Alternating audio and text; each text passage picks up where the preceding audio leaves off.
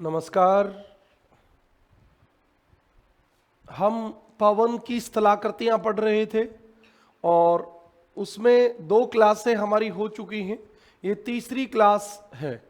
आज हम पढ़ेंगे पवन के निक्षेपण से बनने वाली स्थलाकृतियाँ और पवन जो निक्षेपण से स्थलाकृति बनाती है,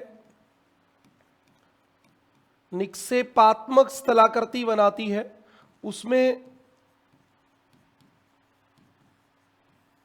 3 स्थलाकृतियां सबसे इंपॉर्टेंट होती हैं।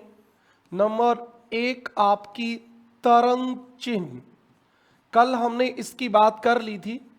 तरंग चिन्ह का मतलब क्या होता है? जो टीले के ऊपर या रेत के अंदर ऐसे छोटे छोटे निशान बनते हैं जिनको रिपल मार्क्स कहते हैं। रिपल मार्क्स, तरंग चिन्ह। इन्हीं का नाम उर्मिका भी रखा था हमने। उर्मिका चिन्ह, उर्मिका चिन्ह। और 2 नंबर हमने पढ़ा था लोएश। लोएस क्या होता है? लोएस का मतलब होता है जब मरुस्थल से दूर, मरुस्थल से दूर बालू रेत का जमा हो जाए। जैसे आपके इस सहारा मरुस्थल की रेत उड़कर, इस सहारा मरुस्थल की रेत उड़कर यहां से जर्मनी और फ्रांस में जमा हो जाए। ये क्या होती है? एकदम बारीक धूल होती है पीले रंग की, और जब ये जम जाती है तो उस मैदान का नाम होता है लोएश। लोएस शब्द जर्मन भाषा का है। लोएस के जमाव सर्वप्रथम फ्रांस के अल्सास प्रांत के लोएस कस्बे के निकट देखे गए थे। ये बातें हमने कल की थी।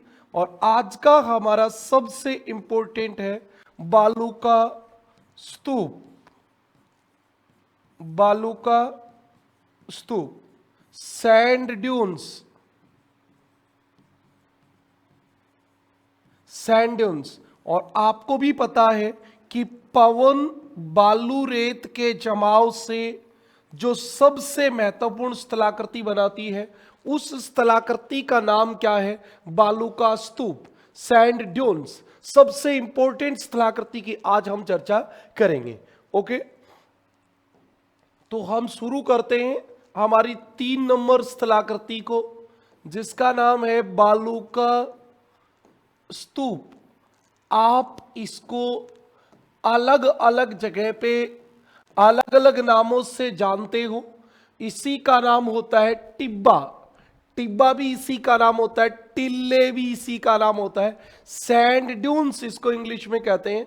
हमारे वेस्टर्न राजस्थान में धोरे भी कहते हैं। धोरे, धोरे, धोरे, ऐसे अलग अलग नामों से जाना जाता है, ये याद रखना।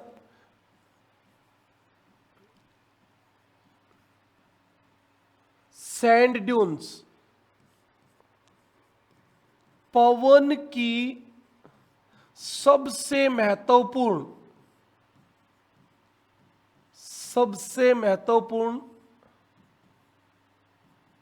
निक्षेपात्मक स्थलाकृति।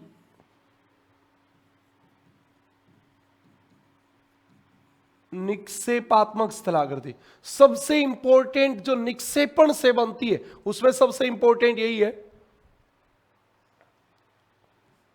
जब पवन बालू का जमाव करती है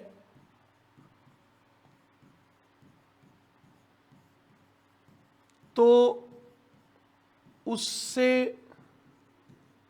बालू का स्तूप बनते हैं। बालू का स्तूप बनते हैं। इन्हें और क्या नाम से पुकारते हैं भी? इन्हें टिब्बे या टिल्ले भी कहा जाता है। टिल्ले भी कहा जाता है। देखो फर्स्ट ग्रेड के बच्चे के लिए इतनी छोटी छोटी बातें बताना कोई जरूरी नहीं है, लेकिन हम इसलिए बताते हैं कि हो सकता है कोई बच्चा पहली बार ही पढ़ना शुरू कर रहा हो, पहले केवल उसने एमए करने के लिए किसी प्रकार की 1 वीक सीरीज वगैरह की सहायता लेके उसने पीजी कर ली हो, और अब वो सब कुछ सीखना चाहता है, तो फिर उसको ए से जेड तक सिखाने के लिए सब बातें बताना जरूरी रहता है। ओके, अब आप बताओ बालू का स्तूप कहाँ बनते हैं? क्या केवल मरुस्थल में बनते? नहीं, मरुस्थल के अलावा सागर तट, समुद्र के किनारे भी तो रेत रहती है, उससे भी तो बालू के टीले बनते हैं, झीलों के किनारे भी बन जाते हैं, और जहां बालू रेत का मैदान होता है वहां पे भी बालू के टीले बन जाते हैं। जैसे हरियाणा में बहुत आगे तक का एरिया देखोगे आप, भिवानी आगे, भिवानी जींद तक टीले मिल जाते हैं। वो जो टीले वो रेत के मैदान में, वहां डेजर्ट कहां है, वहां मरुस्थल तो नहीं है। तो आपको पता होना चाहिए बालू का स्तूप, बालू का स्तूप मरुस्थल के अलावा, ये क्वेश्चन आया हुआ है भी, मरुस्थल के अलावा कहां कहां बनते हैं, ये क्वेश्चन आया हुआ है। बालू का स्तूप मरुस्थल के अलावा सागर तटीय भागों, झीलों के किनारे पर, झीलों के किनारे व रेतीले मैदान, रेतीले मैदान में बनते हैं। बिल्कुल भी रेतीले मैदान में बनते हैं। और बताओ कहां क्या हो सकता है? अब सबसे इंपॉर्टेंट बात यह है, बालू का स्तूप बनने के लिए आवश्यक शर्तें, ऐसा तो है नहीं भी कि पवन जहां पे भी चलेगी वहां सब जगह बालू के टीले बनाएगी, ऐसा तो बिल्कुल भी नहीं है। तो कहां बनेंगे बालू के टीले, आप ये बताइए।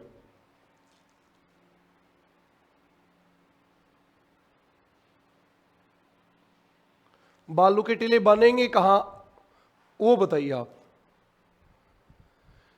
सबसे पहले जरूरी है बालू का टीला वहीं बनेगा जब पवन के अंदर क्या होगी, रेत की अधिकता। आप बताओ जब रेत बहुत कम है तो फिर सिर्फ एक लेयर जम सकती है, जिससे तो मैदान बन सकता है, टीला नहीं बनेगा, बिल्कुल नहीं बनेगा, ये बिल्कुल सही बात है। और 2 नंबर, तीव्र पवन वेग। अब आप कहोगे सर तीव्र पवन वेग की कहां जरूरत है? बेटा जब तक पवन का वेग तेज नहीं होगा तब तक पवन बहुत ज्यादा रेत उड़ा के नहीं ला पाएगी, और तब तक बालू का टीला नहीं बनेगा। ठीक है। 3 नंबर, पवन मार्ग में अवरोध। अब आपको ये दोनों बात समझने के बाद सही लगेगा कि सही बात है। क्यों क्यों सही लगेगा आप बताओ? अब इसलिए सही लग गया, ये वाली बात दोनों जुड़ गई। कैसे? तेज हवा आएगी और उसके सामने अवरोध आएगा, तो उसी में तो रेत आएगी, तो वो उस अवरोध से टकरा के वहां रेत का जमाव होगा, तब आपका बालू का टीला बनेगा। ये दोनों बातें एक दूसरे से इंटरलिंक है, दोनों से जुड़ी हुई हैं। अब अकेली तीव्र वेग की बात करें तो फिर ऐसे लगता है भाई जब पवन बहुत तेज गति से चलेगी तो फिर बालू का जमाव क्यों करेगी, टीला क्यों बनेगा? नहीं बनेगा साहब, जब तक अवरोध नहीं आएगा तब तक नहीं बनेगा, अवरोध आते ही बन जाएगा। और क्या चाहिए? एक बात और भी आपकी हो सकती है, जैसे उचित स्थान। अब इसमें आपके सामने एक दिमाग में बात आएगी, सर उचित स्थान का क्या मतलब है? तो आप देखिए, यदि अवरोध किसी झील या तालाब के निकट हो तो बालू का स्तूप नहीं बनेगा, तो बालू का स्तूप नहीं बनेगा। ये कह रहा है कि यदि मान लो ये यहां पे एक झील है और इधर अवरोध आ गया, ये आपका अवरोध है और ये आपकी झील है, तो जो पवन आएगी वो रेत इससे टकरा के जमा करेगी, वो झील में जमा करेगी और धीरे धीरे झील भर जाएगी। तो बालू का टीला कहां बना? नहीं बना, बिल्कुल नहीं बनेगा। सही बात है। उसके बाद आप अगली बात देखिए, ये बातें आपने समझ ली कि बालू का टीला बनने के लिए क्या आवश्यक है? रेत की अधिकता होनी चाहिए, तीव्र पवन वेग। ये बात ध्यान से सुन लेना।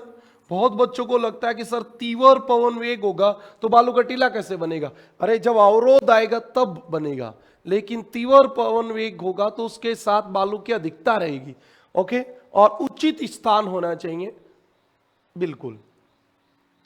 अगली बात पे चलें। बालू का स्तूपों का आकार कैसा होता है?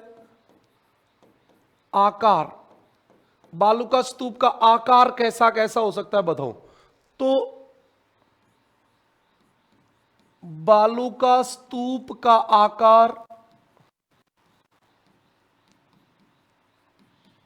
आकार रेखीय हो सकता है। रेखीय, रेखीय का मतलब होता है ऐसे लंबी लाइन में दूर तक बालू रेत जम जाए तो उसका नाम होता है रेखीय। गोल हो सकता है, नवचंद्राकार हो सकता है,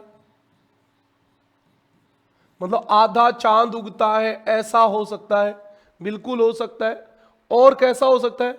अनुवर्ताकार हो सकता है, अनुवर्ताकार हो सकता है। और भी कैसा हो सकता है? तथा तारे जैसा हो सकता है, तारे जैसा। इतने प्रकार के बालू के टीले हो सकते हैं। एक लंबी रेखा के रूप में टीला हो सकता है, गोल, नवचंद्राकार, अनुवर्ताकार या तारे जैसा। इतने प्रकार के टीले हो सकते हैं।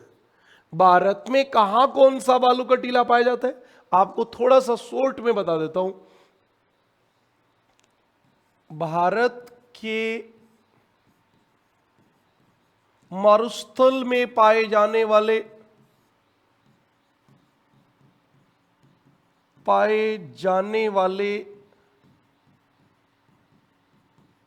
बालू का स्तूप, कौन से बालू का स्तूप भारत के मरुस्थल में पाए जाते हैं? तो आपको एक बात का पता होना चाहिए, सबसे पहले अनुप्रस्थ बालू का स्तूप। सर क्या होता है? अभी 2 मिनट बाद बताएंगे। भी अनुप्रस्थ बालू का स्तूप, एक बार हम केवल ये यहाँ पे बात चल गई कि इतने प्रकार के टीले होते हैं, तो ये हमारे राजस्थान में कहाँ पाए जाते हैं ये हम बताने के लिए ऐसा लिख रहे हैं। तो ये कहाँ पाए जाते हैं? जैसलमेर व गंगानगर क्षेत्र में, गंगानगर क्षेत्र में।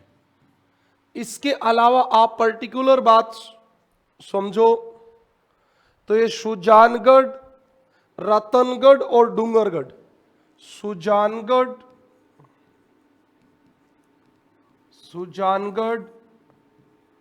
रतनगढ़ और डूंगरगढ़, यहां पे विशेष रूप से इनकी एक लाइन मिलती है। ओके, उसके बाद आप 2 नंबर पे देखिए बरखान। वैसे राजस्थान की ज्योग्राफी में आपको ये सब बातें विस्तार से दोबारा मिलेंगी, तो कहीं चिंता करने की आवश्यकता नहीं है। बरखान जो होता है वो एक तो जैसलमेर पोकरण क्षेत्र में,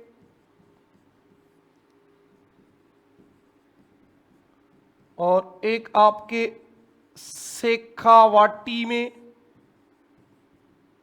और विशेष रूप से चूरू के भालेरी में, चूरू के भालेरी में, यहां विशेष रूप से ये आपके बरखान बालू का स्तूप मिलते हैं। उसके बाद अनुदैर्य, ये क्या होते हैं, कैसे होते हैं, ये सब बात अभी 1-2 मिनट में आपको बताएंगे। अनुदैर्य बालू का स्तूप कहाँ मिलते हैं, तो ये ज़्यादातर हमारे भारत में तो जैसलमेर में मिलते हैं।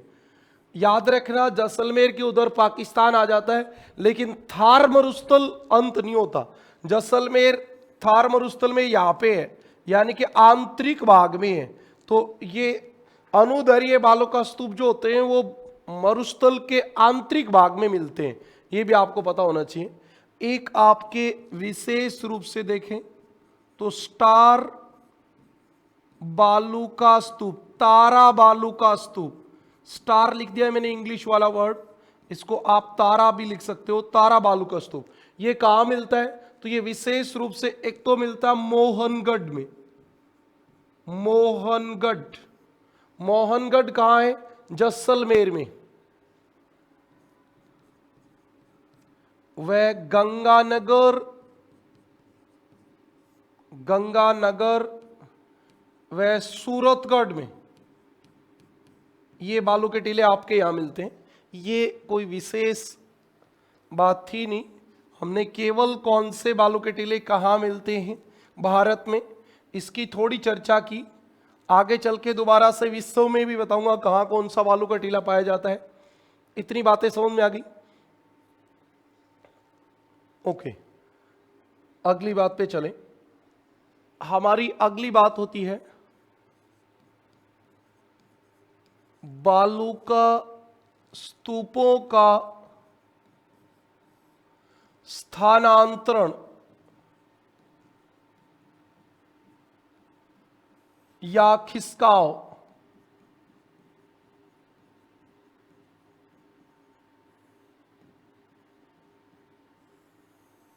बालू का स्तूपों का स्थानांतरण या खिसकाव। एक आप कॉमनली बात समझिए, जैसे ये पवन चल रही है, इसके सामने ये बालू का टीला है, ये बालू का टीला है। आप बताओ ये पवन क्या करेगी, ये यहां आके टक्कर मारेगी इसके, और यहां से ये रेत के कण जो है इनको उड़ा के ऊपर ले जाएगी। ले जाएगी कि नहीं ले जाएगी? भाई कोई भी हवा है टकराएगी बालू के टीले से, टकरा के उसको ऐसे ऊपर तो उठेगी, ऊपर उठेगी तो रेत भी ऊपर उठा के ले जाएगी, और ये बालू के कण यहां से गुड़ के आगे आ जाएंगे।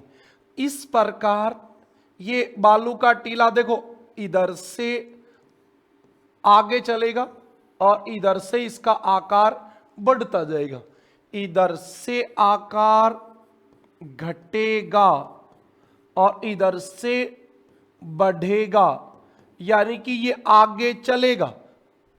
जो बच्चे मरुस्थलीय एरिया में रहते हैं, वेस्टर्न राजस्थान में रहते हैं, उनको तो वैसे पर्टिकुलर पता है। कैसे पता है? आप लोग देखते हो जैसे आपके गर्मी शुरू होती है, अब अप्रैल मई में गर्मी शुरू होती है, तो आप देखोगे कि बालू का जमाव, जैसे ये कोई भी झाड़ी है, झाड़ी आक, इस प्रकार के आपके यहाँ झाड़ियां होती, घास होते, उसके पास बालू का जमाव होता है और उसके अंदर वो झाड़ी उगी रहती है। और जैसे मई आती है, जून आती है, ये रेत आपकी आगे चली जाती है और ये झाड़ी यहीं आक झाड़ी यहाँ यहीं रह जाता है और आपका टीला आगे चला जाता है। इसका मतलब ये तो है नहीं कि ये पेड़ खिसक के इधर आ गया, चला तो कौन है, टीला ही चला है। तो बालू का स्तूपों में स्थानांतरण होता है, इसमें कोई किंतु परंतु नहीं है। कब होता है बालू का स्तूपों में स्थानांतरण? आप कमेंट करके बताओ कब होता है।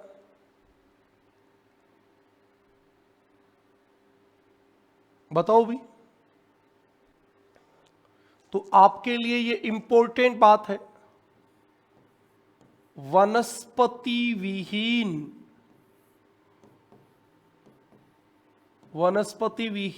होने की दशा में बालू का स्तूपों में स्थानांतरण होता है। बात समझ में आई आपको? वनस्पति विहीन होने पर, जब इसके अंदर वनस्पति उग जाएगी टीले के अंदर, तो फिर वो इस आवाक को, रेत को उड़ा के नहीं ले जाने देगी, रेत को रोक लेगी, और रेत को रोक लेगी तो बालू का टीला आगे नहीं बढ़ पाएगा। वनस्पति विहीन होने की दशा में बालू का टीला क्या करता है? आगे चलता है। बालू का स्तूपों में स्थानांतरण होता है, जिससे बालू का स्तूपों का पलायन कहते हैं। पलायन कहते हैं, बिल्कुल सही बात है भी, बालू का स्तूपों का पलायन कहते हैं। अगली बात बताओ, पलायन से क्या होगा?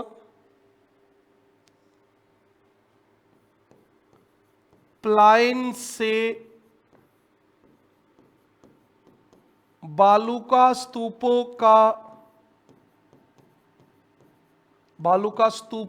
के आकार में ह्रास होता है। काम की बात है भैया, ये आपकी काम की बात है। कौन सी? कि जब बालू के टीले आगे चलेंगे तो टीले का आकार बढ़ेगा या घटेगा? तो घटेगा, और वो ऊंचा ज्यादा हो जाएगा। ऊंचा ज्यादा होगा उतना ही टीले का आकार क्या हो जाएगा? घट जाएगा। ओके, ये आपकी बात थी। चलो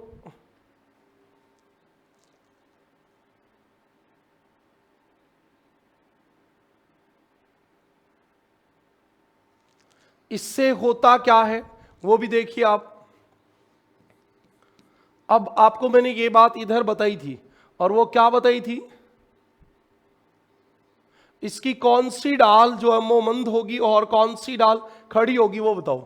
तो जैसे धीरे धीरे ये रेत इधर से जाएगी तो ये बालू का टीला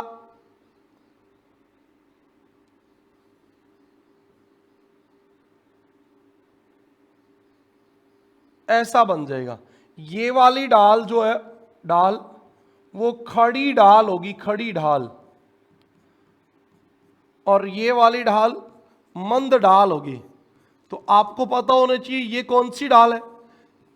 जिधर पवन आके टकराएगी उसका नाम होगा पवनमुखी। उसका नाम क्या होगा? पवनमुखी। और जिधर पवन नीचे उतरेगी उसका नाम होगा पवन विमुखी ढाल। अब ये बात तो बताने की जरूरत नहीं है, पवन बालू के टीले से टकराती है, पवनमुखी ढाल से रेत को उड़ा के ऊपर ले जाती है, और वो गुड़ के आगे चली जाती है, जिससे भाई जिधर रेत गुड़ेगी उधर टीला एकदम खड़ा ढाल वाला होता है। आप देख लेना, अब आपके आंधी लू चलेंगी तब टीलों की स्थिति देख लेना। ओके,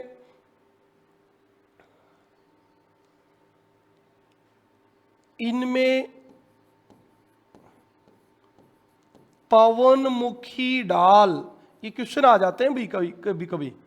पवनमुखी ढाल मंद व पवन विमुखी ढाल, पवन विमुखी ढाल तेज होती है। बिल्कुल होती है भी। अब आप देखो बालू के टीले कितने आगे चलते हैं एक साल में, बताओ। गति कुछ मीटर प्रतिवर्ष, एक साल में कुछ मीटर तक चलते हैं। लेकिन कभी कभी कहां तक हो सकता है? परंतु कभी कभी बालू का स्तूप 30 मीटर प्रतिवर्ष गति करते हैं। गति करते 30 मीटर एक साल में गति करते हैं। ये अधिकतम गति है बालू के टीलों की। ये अधिकतम गति है बालू के टीलों की। अब अगला सवाल, यहां तक कोई विशेष बात थी नहीं, यहां तक जो विशेष बात थी वो एक तो ये थी कि बालू का स्तूपों के स्थानांतरण से, प्लायन से उनका आकार घटता है, बढ़ता है, क्या होता है, तो आकार जो है वो घटेगा। ओके, एक बात। दूसरी बात ये थी कि बालू का स्तूप अधिकतम एक साल में कितने आगे बढ़ते हैं, 30 मीटर, और कोई बात नहीं है। एक ये थी कि बालू का स्तूप कब आगे बढ़ता है, जब वो वनस्पति विहीन हो। वनस्पति होगी तो रेत को उड़ के आगे नहीं जाने देगी और बालू का टीला आगे नहीं बढ़ेगा। ओके, अब देखो आप, बालू का स्तूपों के पलायन से होने वाला नुकसान या हानि, बालू के टीले जब आगे बढ़ेंगे तो इससे नुकसान क्या होगा, बताओ भी क्या नुकसान होगा, कोई एक नुकसान बताओ। सबसे इंपॉर्टेंट जो नुकसान होने वाला होता है वो क्या होता है, बताओ, जल्दी बता दो भाई। सबसे बड़ा नुकसान तो ये वाला होता है, मरुस्थल का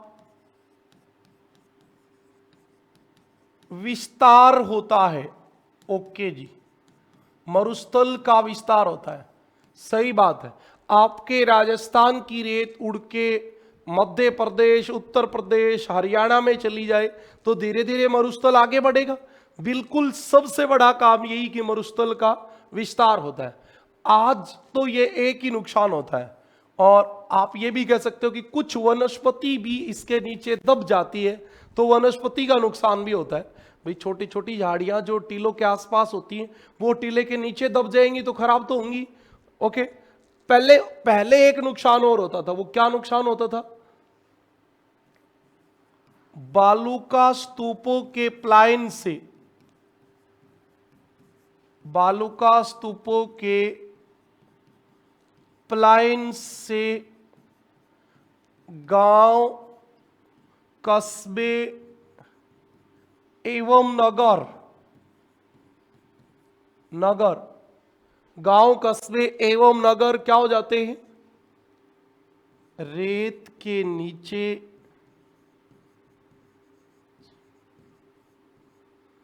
दब जाते हैं। आजकल नहीं दबते हैं भाई, आजकल जेसीबी, ट्रैक्टर, बहुत कुछ आ गया। पहले ऐसा होता था, मोहनजोदड़ो, मर्तकों का टीला, वो ऐसे ही तो हुआ है। ओके, अब मान लो कोई नगर इधर बसा हुआ है, ये आपका नगर है और ये एक बड़ा बालू का टीला है, तो ये इसमें रेत गुड़ के आगे जाएगी, तो एक समय ऐसा आएगा जब इधर से तो ये टीला हो जाएगा समाप्त और ये पूरा नगर इस टीले के नीचे चला जाएगा। तो ये आपका एक नुकसान होता है। इतनी बातें आपको समझ में आ गई क्या, बताओ भाई, इतनी बातें समझ में आ गई तो हम बालू का स्तूपों का वर्गीकरण शुरू करते हैं।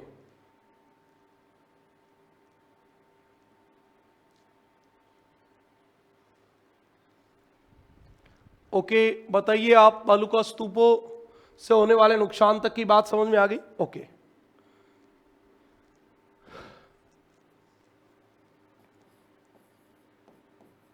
बालू का स्तूपों का वर्गीकरण,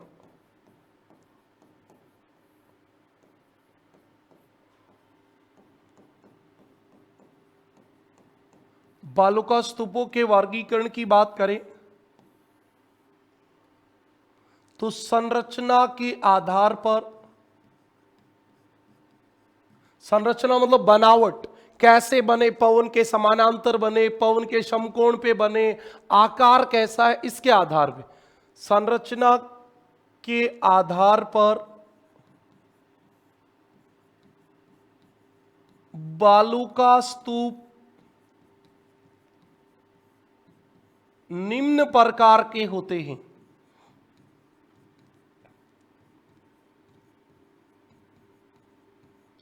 बालू का स्तूप निम्न प्रकार के होते हैं। सबसे पहले देखिए कौन से प्रकार के होते हैं। सबसे पहले जो आपका प्रकार होता है वो होता है अनुदैर्घ्य। अनुदैर्घ्य, आपने जितनी बार नाम सुना होगा अनुदैर्घ्य तरंग, पी तरंग सीधी चलती है, बिल्कुल सुना होगा। जहां पे भी अनुदैर्घ्य शब्द आ जाए इसका मतलब समानांतर, सीधी। और इसी का नाम होता है पवनानुवर्ती बालू का स्तूप। पवनानुवर्ती बालू का स्तूप, पवन के समानांतर बनने वाला बालू का टीला। पवन के समानांतर बनने वाला बालू का टीला होता है ये। अब इसमें आप केवल इतना समझ सकते हो, ये आपकी पवन चल रही है और बालू रेत का जमाव जो है वो इस पवन के समानांतर हो जाए, यानी कि टीला आपका ये ऐसे बने, ये आपका टीला जो है वो ऐसे बन जाए। ये एक टीला बन गया पवन के समानांतर समानांतर। ओके,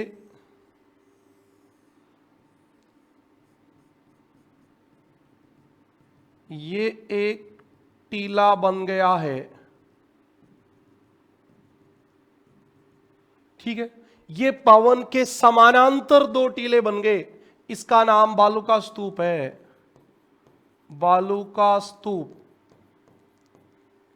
बालू का स्तूप। ये आपके बालू का स्तूप जो होते हैं और ये है पवन। ओके, ये जो बीच में खाली रास्ता होता है इसका नाम होता है कॉरिडोर। कॉरिडोर, गलियारा, गलियारा, इसका नाम कॉरिडोर या गलियारा होता है। तो ये इस प्रकार बालू के टीले बनते हैं। आप बहुत आसानी से समझ सकते हो। अनुदैर्घ्य, अनुदैर्घ्य का मतलब समानांतर, पवन के समानांतर बनने वाले बालू के टीले अनुदैर्घ्य बालू का स्तूप कहलाते हैं। बस इतनी बात है। खास बात, ये पवन के समानांतर बनते हैं। काम की बात तो इतनी है, बस बाकी की जरूरत ही नहीं है। ये पवन के समानांतर बनते हैं। ये बालू का स्तूप, ये बालू का स्तूप मरुस्थल के आंतरिक भागों में, मरुस्थल के आंतरिक भागों में वहां बनते हैं जहां वर्ष भर पवन, जहां वर्ष भर पवन एक ही दिशा में चलती। एक ही दिशा में नहीं चलेंगी तब तो बन ही नहीं सकते।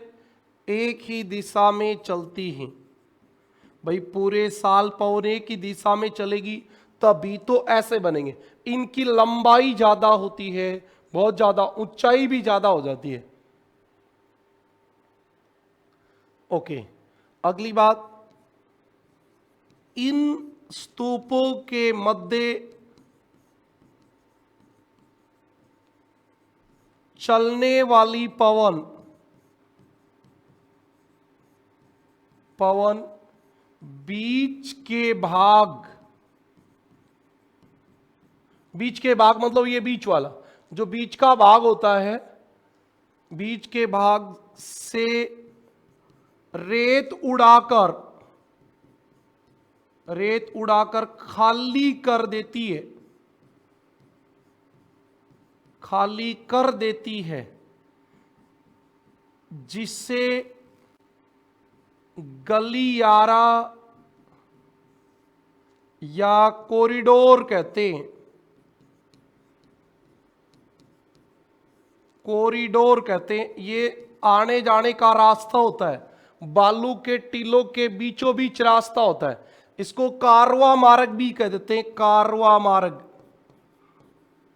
कारवा मार्ग, ऊंट वगैरह जो होते थे वो इन बीच वाले रास्तों से चलते थे। एक तरफ टीला है, उधर टीला है, बीच से जाने का रास्ता है, उसी का नाम है कारवा मार्ग, गलियारा, कॉरिडोर। इसको अलग अलग जगह अलग अलग भी कह देते हैं, जैसे इसको सहारा में गासी कहते हैं, ये भी लिख देते हैं। इसे किसे, इस गलियारा को, इसे सहारा में गासी कहते हैं, गासी कहते हैं। किसको कहते हैं? कॉरिडोर को, गलियारे को। गलियारे को क्या कहते हैं? गासी। वो तो नाम तो एक ही है, गलियारा आने जाने का रास्ता, कॉरिडोर आने जाने का रास्ता। वहां की भाषा में आने जाने के रास्ते को गासी कहते हैं। बस इतनी तो बात है, और कोई बात नहीं है। अब आपको अगली बात दिखाता हूं, इसमें ये टीले होते कैसे हैं। ये देखिए, आपको ये टीला दिख रहेगा कितना लंबा, ऐसे ऐसे ऐसे करके बहुत लंबा। ये सैकड़ों किलोमीटर लंबे हो जाते हैं। आप थोड़ा गौर करके देखोगे तो आपको दिखेगा। बताओ, ये आपको टीला दिख रहा है क्या? ऐसे ऐसे ऐसे, इधर से ये यहां से लग के ऐसे ऐसे करता करता दूर तक गया, और यहां पे भी ऐसे ऐसे। भाई यहां से नजदीक से फोटो खींची हमने तो या तो छोटा दिखेगा ही, बाकी है तो ये एक ही ऐसे लंबा। और आपको दिख रहा हो तो इधर भी एक टीला है। इनके बीच से ये जो रास्ता है जाने का, या ये जो रास्ता है, यही तो वो क्या है? गलियारा है, गलियारा, कॉरिडोर। आप कॉरिडोर कह सकते हो, कॉरिडोर। और ये आपका बालू का स्तूप है, बालू का स्तूप। आप थोड़ा सा ध्यान से देखोगे तो आपको ये टीला बहुत लंबा दिखाई दे रहा है। ये इस प्रकार का होता है, और ये इस प्रकार का होता है, तभी इसके क्या होते हैं? इससे रेखीय बालू का स्तूप, रेखीय बालू का स्तूप। इसको अंग्रेजी में कहेंगे liner sand dunes, liner sand dunes. तो रेखे रेखा के समान है, और इसी का नाम होता है रेत कटक, रेत कटक, मध्य अटलांटिक कटक। आपको याद है क्या? कटक, कटक का मतलब होता है त्रिभुजाकार लंबा पर्वत। इसको आप सैंड राइज कह सकते हो, सैंड राइज। राइज का मतलब उभार, कटक, सैंड राइज, या सीफ, एक इसका नाम होता है सीफ। ये सीप का मतलब होता है कि जब इसकी सैटेलाइट से फोटो ली जाए तो ये भेड़ की तरह, भेड़, और ये तो सैटेलाइट जैसे जब आप फोटो लोगे तो 100 किलोमीटर 1 सेंटीमीटर में आएगा, और 1 सेंटीमीटर 100 किलोमीटर लंबा टीला 1 सेंटीमीटर का दिखेगा। तो बहुत सारे टीलों के ऐसे झुंड दिखेंगे, और वो ऐसे लगेंगे जैसे भेड़ बैठी हुई है, और इसलिए इसको सीप कहते हैं। ओके, सीप कहा जाता है, कहा जाता है। अगली बात, ये पाए कहां कहां जाते हैं? ऑस्ट्रेलिया,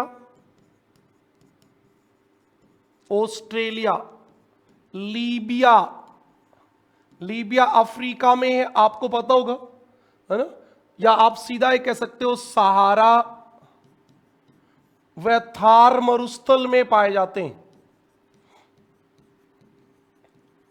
थार मरुस्थल में पाए जाते हैं। मतलब ऐसे टीले ऑस्ट्रेलिया, लीबिया, सहारा, थार मरुस्थल में पर्याप्त मात्रा में पाए जाते हैं। ये आपकी बात थी, ये आपके टीला था। इसका नाम क्या था? एक बार फिर से लिख देता हूं, अनुदैर्य बालू का स्तूप। ये अनुदैर्य जब भी शब्द आ जाए इसका मतलब होता है समानांतर, समानांतर। और समानांतर किसके? पवन के। इधर आपके यहां पवन चलेगी, ये आपकी पवन चलेगी इधर, ये पवन चलेगी, और ये इधर भी पवन चलेगी। ये पवन के समानांतर बालू का टीला बनता है, पवन के समानांतर बनता है, इसलिए इसका नाम होता है पवनानुवर्ती बालू का स्तूप। पवन के समानांतर बनने वाला टीला।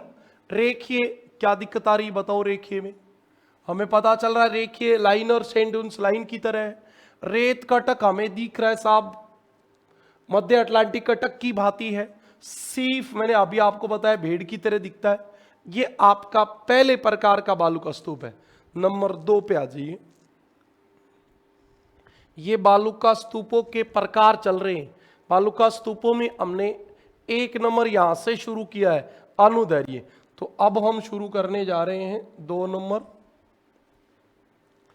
ये मैंने आपको सारे टीले एक साथ दिखाए हैं। आप थोड़ा थोड़ा देखोगे तो मेनली मेरा उद्देश्य यहां क्या है, ये 2 बालू के टीलों में आपको पहचान करवाना है। आप देखिए ये बालू का टीला कैसे बना हुआ है। ये बना हुआ है ऐसे, और पवन आ रही है इधर से। आ रही कि नहीं आ रही है? ये आपको दोबारा से भी ऐसे दिख रही होगी। इसका नाम है बरखान। बरखान। और ये आपको दिख रहेगा ये बालू का टीला ऐसे है, ये ऐसे है, और आवाज इधर कट वाले तरफ से आ रही है, उधर विपरीत आ रही है। और ये आपका है परवलिक। परवलिक बालू का स्तूप। परवलिक बालू का स्तूप। मेनली आपको बरखान और परवलिक में अंतर समझ में आया? दोबारा मिटा देता हूं ये बातें, क्योंकि जब आप बाद में देखोगे तो आपको समझ में आना चाहिए। ये आपका बरखान है, ये तो है बरखान, और ये है परवलिक। परवलिक बालू का स्तूप। ये आप देखिए ये बालू का टीला ऐसे बना हुआ है।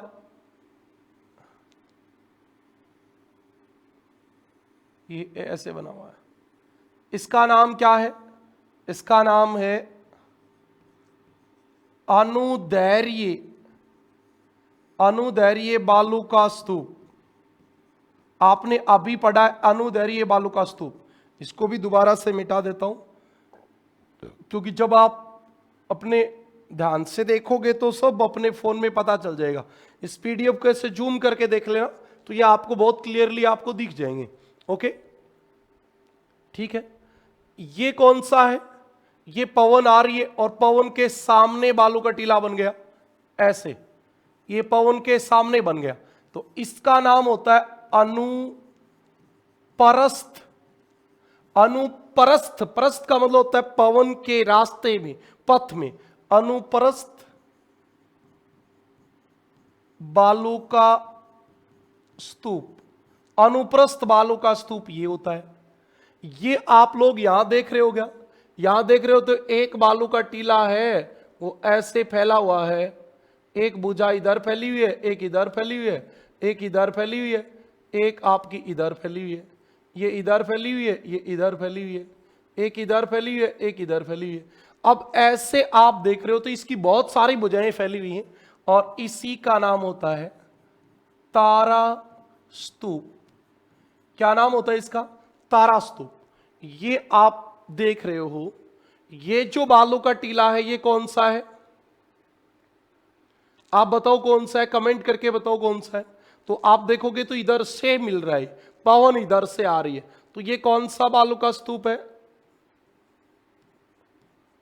बरखान। ये आपका बरखान है। ओके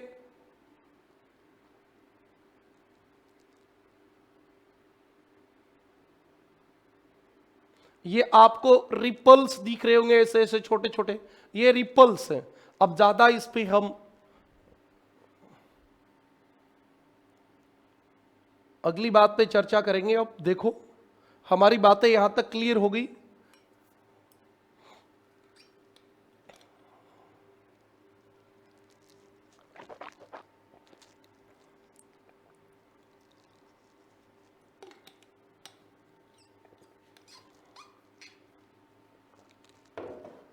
हमारा कौन सा बालू का स्तूप चल रहा है? तो 2 नंबर चल रहा है, नाम है परवलिक। बालू का स्तूप, इसी को इंग्लिश में क्या बोलते हैं? इसी को इंग्लिश में बोलते हैं पैराबोलिक, पैराबोलिक सैंड ड्यून्स।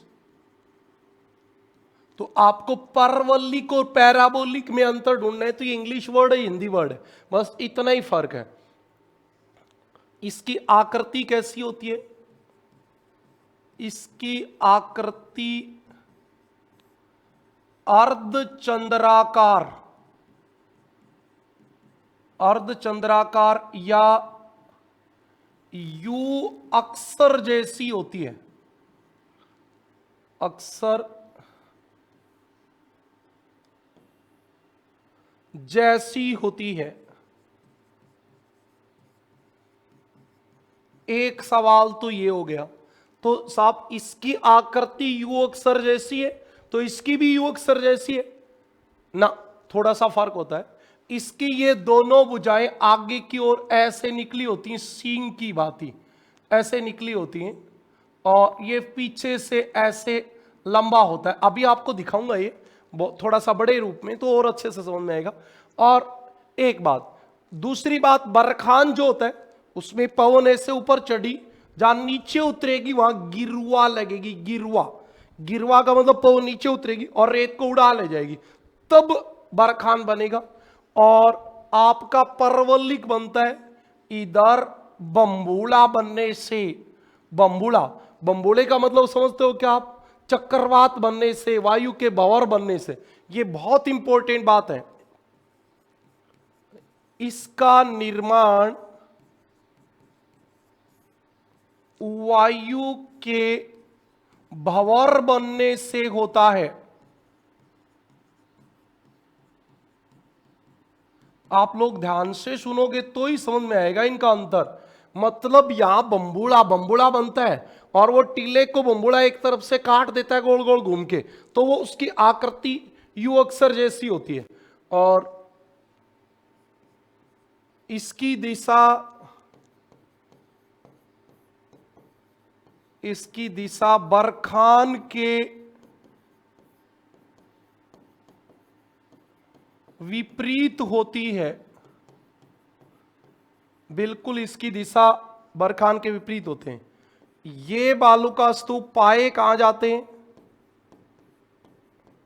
परवलिक बालू का स्तूप कहां पाए जाते हैं? तो ये बालू का स्तूप मंगोलिया व भारत में पाए जाते हैं, याद रखना। मंगोलिया में गोबी का मरुस्थल, मंगोलिया व भारत में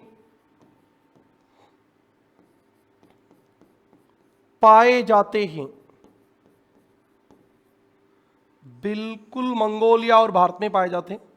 राजस्थान की बात करें तो विशेष रूप से ये बीकानेर में पाए जाते हैं, विशेष रूप से बीकानेर में पाए जाते हैं। ओके, अब आपका 3 नंबर बालू का स्तूप होता है अनुप्रस्थ बालू का स्तूप। बहुत आराम से इस बात को समझ सकते हैं आप।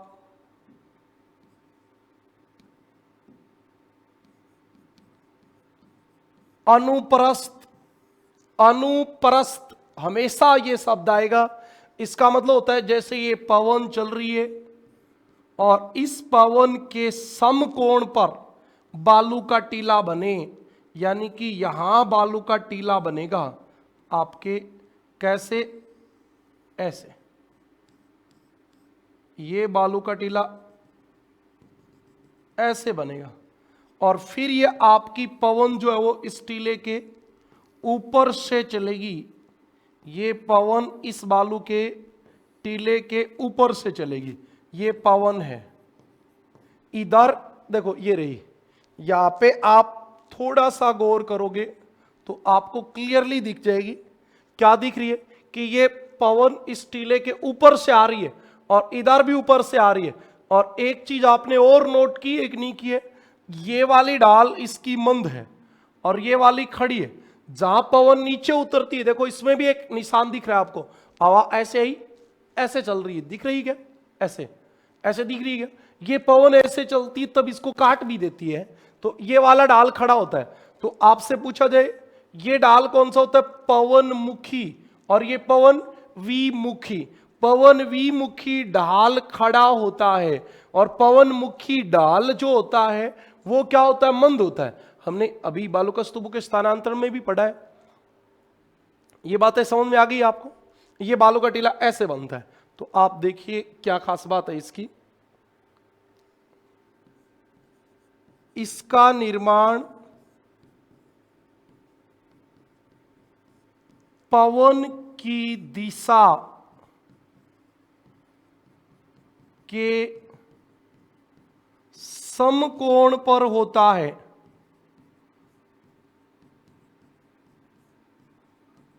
इसका निर्माण पवन की दिशा के समकोण पर होता है।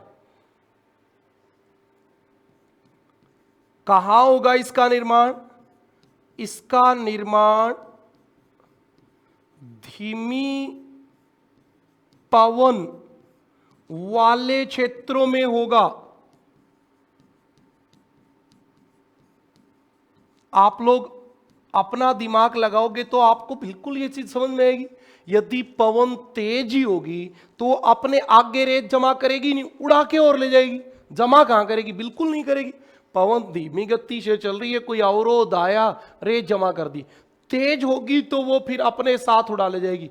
तेज जब हवा चलती है तो रेत के कण ऐसे आके किनारों पे जमते हैं, और किनारों पे जब जमते हैं तो अनुदैर्घ्य बालू का स्तूप बनता है। आपको इस बात का पता रहना चाहिए। भारत के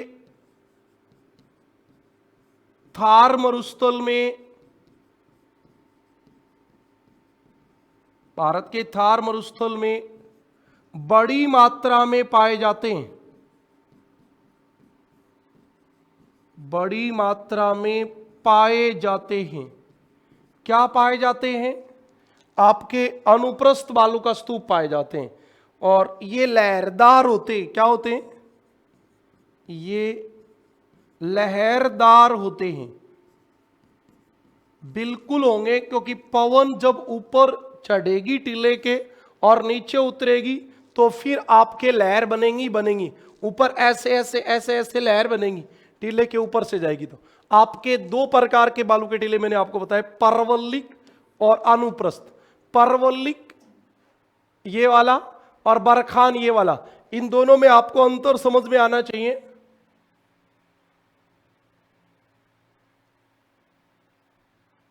समझ लेना इस बात को।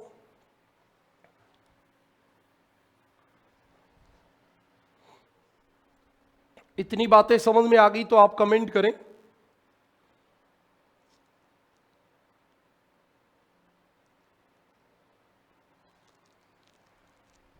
ओके, 4 नंबर बालू का स्तूप आपका आ गया, ये वाला। इसका नाम है बरखान। क्या नाम है इसका? बरखान। ये भी बरखान है और ये भी बरखान है। इसको आपको केवल ऐसे समझ लेना है कि ये बरखान बालू का स्तूप है। आगे वाले में हम लिख देंगे। ये एक आपको चित्र दिखाया है, ये ऐसे कैसे कट रहा है। आप थोड़ा जूम करके देखोगे इसको तो पता चल जाएगा इसका ढाल जो होता है वो कैसा होता है। आप देखो, इसका ढाल इधर ऐसे है और सामने ऐसे है, तो ये वाला क्या हो गया? अवतल। अवतल ढाल हो गया, अवतल। और ये वाला क्या हो गया? उत्तल। उत्तल ढाल। जिधर से पवन आएगी वो क्या होगा? इधर से पवन आ रही तो ये होगा पवन मुखी, ये पवन मुखी होगा। और ये वाला क्या होगा? पवन विमुखी ढाल। पवन विमुखी ढाल तो होता है इसका अवतल, और पवन मुखी ढाल होता है उत्तल। अगले में आपको बताऊंगा ये वाले में। 4 नंबर बालू का स्तूप हमारा आ गया बरखान।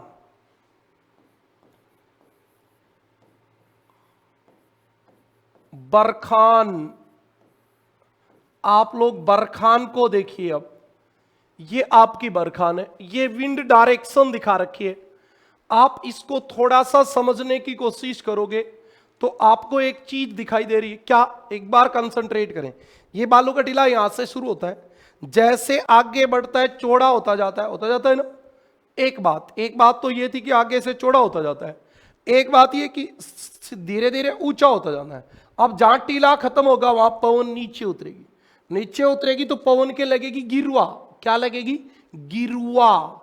और गिरुआ से ये बीच वाला भाग जो है ये आपका कट जाएगा, और किनारे जो थे वो नीचे थे तो गिरवा लगी नहीं, किनारे पे तो ऐसे आवाज चली और ऐसे चल गई बस, तो फिर वहां गिरवा नहीं लगी, तो किनारे तो कटे नहीं और बीच वाला भाग ज्यादा कट गया। अब आप यहां से नोट करोगे तो आपको ये बीच वाला भाग दिख रहा है, ऊंचा होता जा रहा है। ओके, ये ऐसे तो होता जा रहा है टीला। इधर देखोगे तो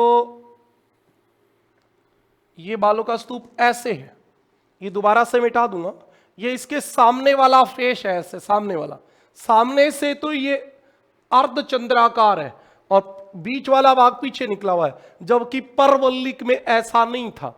परवल्लिक में एक तो ये मुंह उल्टा था, जिधर से पवन आ रही थी उधर से कटा हुआ था। अभी लिखवा दूंगा ये बात। ये आपका टीला है बरखान। बरखान में देखो क्या होता है। सबसे पहली बात, इसका अगर भाग अर्धचंद्राकार होता है, अर्धचंद्राकार होता है, बात समझ में आई क्या? आगे वाला भाग उसमें कौन सा था? पहले वाला, यानी उसमें पवन मुखी डाल था, इसमें पवन विमुखी डाल क्या है? अर्धचंद्राकार। नोट डाल के लिख देते हैं, नोट। परवल्लिक में पवनमुखी भाग अर्धचंद्राकार होता है, अर्धचंद्राकार होता है, जबकि बरखान में पवनमुखी ढाल या पवनमुखी भाग अर्धचंद्राकार होता है।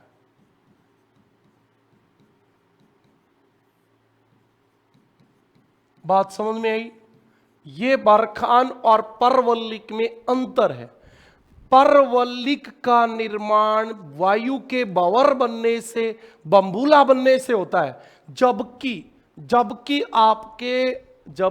आपके बरखान का निर्माण पवन की गिरवा से होता है। गिरवा एक लोकल वर्ड होता है, इसका मतलब होता है जब हवा नीचे उतरे तो वैसे देखो घूम के बाहर निकले, और घूम के निकलेगी तो वो रेत उड़ाएगी। अब आप गर्मियों में अपने घर पे देखना, आपके घर पे दो दीवार है, एक दीवार के पास रेत जमा होगी, एक के पास उड़ेगी। जिस दीवार से पवन नीचे उतरेगी वहां रेत उड़ेगी, और जिससे टकराएगी वहां रेत जमा होगी। तो ऐसा यहां पे होता है। ओके, अगली बात, इसके दोनों सिरे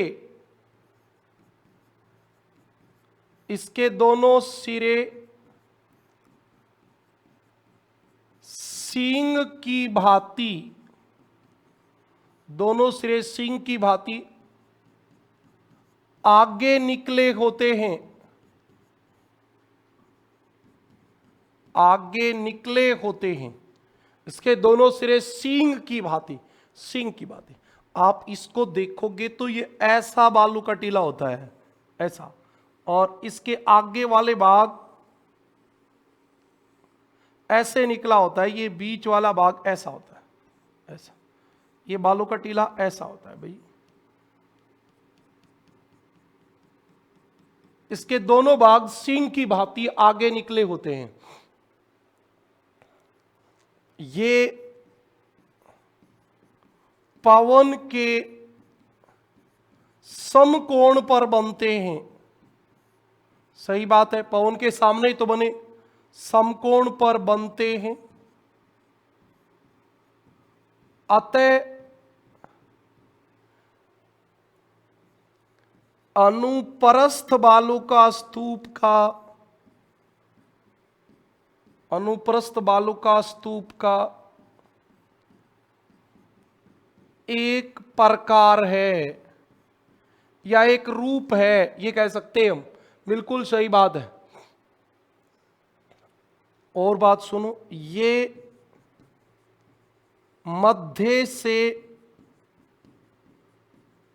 सबसे ऊंचे होते हैं, पीछे ऊंचे होते हैं, ये बात बार बार मैं आपको बता रहा हूं। बिल्कुल। इनका निर्माण कब होता है? इनका निर्माण उस समय होता है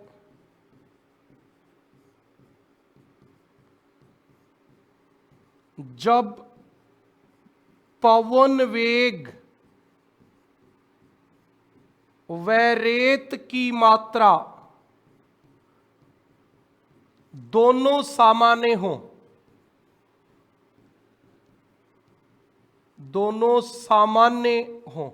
जब दोनों सामान्य होते हैं तो ही ऐसा होता है, नहीं तो नहीं होता। इसका निर्माण उस समय होता है जब पवन वेग व रेत की मात्रा दोनों सामान्य हो। इनकी चौड़ाई अधिक होती है। ये चौड़ाई जो है ये ज्यादा होती है और लंबाई कम होती है। अब ये फोटो तो इधर से खींची गई है तब ऐसा लग रहा है, याद रखना। इनकी चौड़ाई लंबाई से 12 गुना अधिक होती है।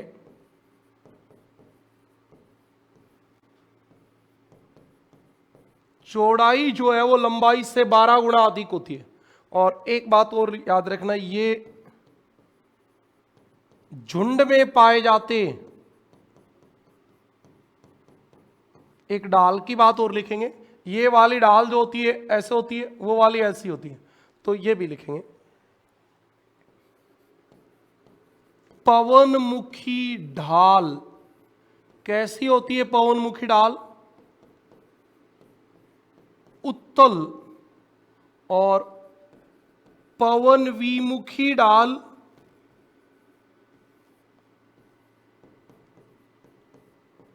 अवतल। अवतल, अवतल होती है। ठीक है, इतनी बातें तो समझ में आई होंगी, मुझे तो कुछ लग नहीं रहा। एक तो आपको याद रखना है कि इसका आकार अर्धचंद्राकार है। बहुत आसानी से हम ऐसे टिल्ले खूब देखते हैं। इतना साफ इसलिए नहीं दिखता कि एक साथ पूरा टीला एक नजर में हमें दिखाई नहीं देता, हमारा एंगल सही नहीं होता, नहीं तो बिल्कुल ऐसा दिखेगा आपको। ओके, ये मैंने आपको परवल्लिक और बरखान में अंतर बताया। इसके दोनों सिरे सिंह की भांति आगे निकले होते हैं। ये समकोण पे बनते हैं, मध्य से ऊंचे होते हैं, और ये तब बनेंगे जब पवन वेग और रेत की मात्रा दोनों सामान्य होंगे, नहीं तो नहीं बनेंगे। और एक इनकी ढाल उत्तल और अवतल होती है, ये बात आपको हो गई। अब हम बरखान की कुछ बातें और देखेंगे। हमारा चल क्या रहा है? बरखान। पेज बदल गया बाई चांस, आपको नहीं समझ में आए तो सबसे इंपॉर्टेंट बात, इनकी सबसे कमी मान लो चाहे कुछ भी मान लो, मरुस्थलीकरण के लिए सबसे उत्तरदायी, सबसे अधिक उत्तरदायी क्यों? क्योंकि ये टीले सबसे तेज गति से चलते हैं। चलेंगे भी, पवन आएगी, ये रेत आगे जाएगी, गुड़ के आगे चली जाएगी, लगातार ये टीला आगे चलता रहता है, लगातार आगे चलता रहता है। ये सबसे तेज गति से पलायन करते हैं, और जब पलायन करेंगे तो क्या होगा, तो मरुस्थलीकरण हो गई। मरुस्थलीकरण का मतलब होता है मरुस्थल का आगे बढ़ना, और इसलिए इसको कहते हैं मरुस्थलीकरण। और आगे बढ़ेंगे तो नीचे भी दबेगा कोई नगर, कोई वनस्पति, कोई और। तो सबसे विनाशकारी बालू का स्तूप, सबसे विनाशकारी बालू का स्तूप, ये सबसे विनाशकारी होते हैं, सबसे खतरनाक होते हैं, क्योंकि ये तेज गति से आगे चलते हैं। ओके, हमारे राजस्थान में पाए कहां जाते हैं, ये भी काम की बात है। बरखान राजस्थान में, भाई भारत में तो मरुस्थल राजस्थान में ही है, तो टीले तो राजस्थान में ही मिलेंगे। भारत में बरखान राजस्थान में, जैसलमेर के पोखरण, ये एनसीईआरटी जो हमारे राजस्थान में पुराने समय में चलती थी उनकी लाइन है। राजस्थान में पोखरण, शेखावाटी, वह कहां पाए जाएंगे भी, चूरू के भालेरी में मुख्यतः मिलते हैं। झुंझुनू जिले के टिबा बसई वाला एरिया जो आजकल निमका थाना में चला गया, उधर भी आपके क्या रहते हैं, ऐसे टीले मिलते हैं। ओके, तो शेखावाटी व चूरू के भालेरी में आपको ऐसे टीले मिलेंगे। ये बरखान था। समझ में आ गई यहां तक की बात? आप लोग कमेंट करके नहीं बताते, ये बड़ी कमी है।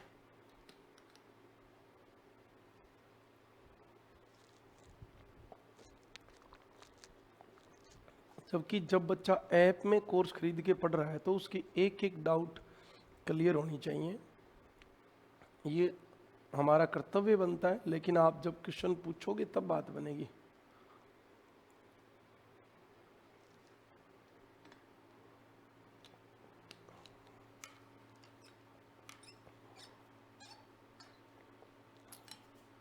ओके, अगली बात पे चलें। अब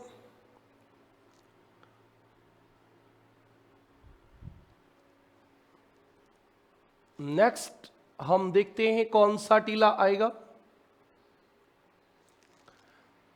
हमारे कितने टीले हो गए अभी देखो, बरखान 4 नंबर था, अब हम 5 नंबर की ओर बढ़ते हैं। ये आपका 5 नंबर टीला आ गया।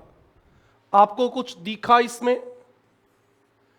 इस टीले का नाम है नेबखा। क्या नाम है भी इसका? नेबखा। इंग्लिश में भी नेबखा कहते हैं, नेबखा। आपको क्या दिखाई दे रहा है इसमें? आपको ही दिखाई दे रहा है कि ये एक, जिसको आप ये कह सकते हो कोई बुई, खरसना, कुछ राजस्थान में कुछ लोग इसको जुंडा भी कहते हैं, ये उगी हुई है। ओके, और हवा के साथ रेत आई और वो रेत इसके अंदर उलझ के, फंस के रुक गई और ये बालू का टीला बन गया। ओके, ऐसे बालू का स्तूप को क्या कहते हैं? नेबखा। केवल इतना याद रखना है, झाड़ियों के पीछे निर्मित बालू का स्तूप, बालू का स्तूप नेबखा कहलाता है। झाड़ी है और उन झाड़ियों के पीछे बालू का टीला बन गया तो वो क्या कहलाएगा? नेबखा कहलाएगा। आपके सामने ऐसे बालू के टीले खूब दिख रहे हैं आपको, ये इधर भी दिख रहे हैं, इधर भी दिख रहा है, इधर भी दिख रहा है, ये सब नेबखा है। ओके, उसके बाद आप चलेंगे लूनेट पर। नहीं भी, ये आपका तारा स्तूप आ गया पहले, चलो कोई बात नहीं, पहले तारा स्तूप बता देते हैं। 6 नंबर तारा स्तूप, तारा यानी स्टार, तो इंग्लिश में कहेंगे स्टार ड्यून्स, स्टार ड्यून्स। तो स्टार ड्यून्स का मतलब क्या होता है, देखो कोई भी, ये गोल बालू का टीला है, गोल, ठीक है, इस बालू के टीले को मान लो, देखिए एक मिनट के लिए, इधर से हवा आ रही है, वो हवा इस टीले के ऊपर चढ़ेगी, उधर नीचे उतरेगी, जिधर नीचे उतरेगी उधर गिरवा लगेगी, गिरवा, और गिरवा लगेगी तो आपका टीला जो है वो कट जाएगा, कट गया। अब इधर से हवा आई, टीले के ऊपर चढ़ी, इधर नीचे उतरी, नीचे उतरी तो फिर से गिरवा लगेगी, और गिरवा लगेगी तो टीला फिर कट जाएगा। अब आपकी हवा आई, मान लो उधर से टीले के ऊपर चढ़ी, नीचे उतरी, तो इस बार इधर गिरवा से टीला कट गया। अब की बार हवा उधर से आई तो आपका टीला इधर से कट गया, और इस प्रकार ये बालू का टीला ऐसे कट जाता है, ऐसे, और ये टीला ऐसे बन जाता है, इस प्रकार का, जिसकी अनेक भुजाएं हो जाती हैं। ये ऐसे गोल गोल बन जाता है चारों तरफ से, ऐसे, ऐसा टीला बन जाता है ये। और ऐसे टीले को क्या कहते हैं, तारा स्तूप। क्या कहते हैं भी, तारा स्तूप। ये तो हमने किताबी सी बात कर दी। अब आप ओरिजिनलिटी में इधर देखो, ये एक टीला है, इस टीले में आप देख रही है तो छाया आ रखी है, एक भुजा ये वाली होगी, एक भुजा ये वाली होगी, एक भुजा ये वाली होगी, मतलब ऐसे अलग अलग, ये देखो ऐसे ऐसे भुजाएं बन गई, और ऐसे भुजाएं बन गई तो ये बालू का टीला क्या कहलाएगा, तारा स्तूप। क्या कहलाएगा अभी, तारा स्तूप। आप इसमें सीधा एक बात लिख सकते हो, जिन बालू का स्तूपों की 3 से ज्यादा भुजा, 3 से ज्यादा भुजा बाहर निकली होती हैं, बाहर निकली होती हैं, उसे तारा स्तूप कहते हैं, उसे तारा स्तूप कहते हैं। अब ऐसे तारा स्तूप मिलते कहां हैं, मोहनगढ़ और सूरतगढ़ में, मोहनगढ़ व सूरतगढ़ में, सूरतगढ़ में मिलते हैं भाई। राजस्थान में ऐसे बालू का स्तूप मोहनगढ़ और सूरतगढ़ में मिलते हैं। ये हमारी बातें थी। अब हम एक प्रकार का बालू का स्तूप और देखेंगे, जो 7 नंबर हमारा हो गया, और उसका नाम है भाई क्या, लूनेट। लूनेट कोई विशेष बात नहीं होती, इसका मतलब होता है ये एक टीला है और ये यहां तालाब है, तालाब। तो तालाब के किनारे जो टीला बनता है उसको क्या कहते हैं, लूनेट कहते हैं। रेगिस्तान में लघु गर्तों के पीछे, लघु गर्तों के पीछे निर्मित बालू का स्तूप, बालू का स्तूप लूनेट कहलाते हैं। लघु गर्तों के पीछे निर्मित बालू का स्तूप क्या कहलाते हैं, लूनेट। ओके, अब आपका एक प्रकार का लास्ट बालू का स्तूप बच गया और उसका नाम है ए के अंदर वे, याद रखना, अवेल बैक। इसका इंग्लिश में भी यही नाम होता है, हवेलबैक व द्रास, ये जो नाम होता है ये आकार के आधार पे नहीं होता। किसके आधार पे नहीं होता? आकार के आधार पे। तो किसके आधार पे होता है? देखो, मोटी रेत, मोटी रेत का मतलब होता है रेत का कण 1 mm। देखो, रेत 4 प्रकार की होती है, अत्यधिक मोटी रेत, मध्यम रेत, बारीक रेत, अत्यधिक बारीक रेत।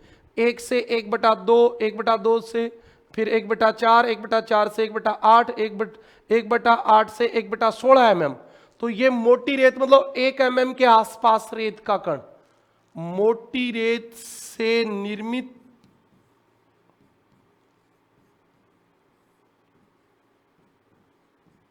बालू का स्तूप, मोटी रेत से निर्मित बालू का स्तूप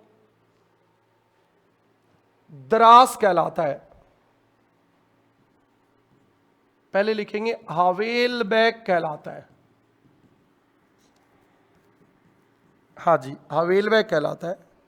और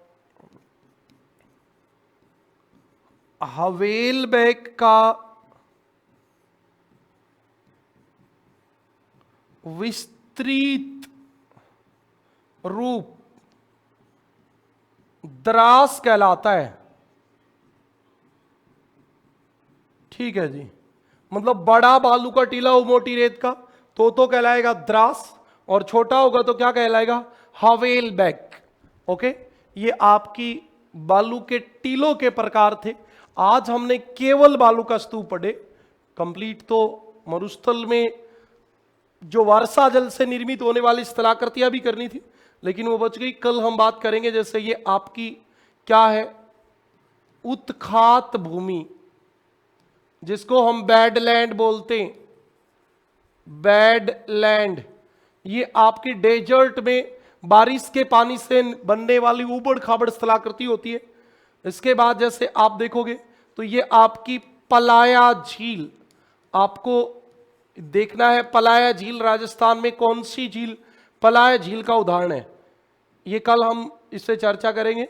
और ये आपकी बालसन आ गई इधर, कि बालसन कौन सी होती है, बताओ बालसन क्या होता है?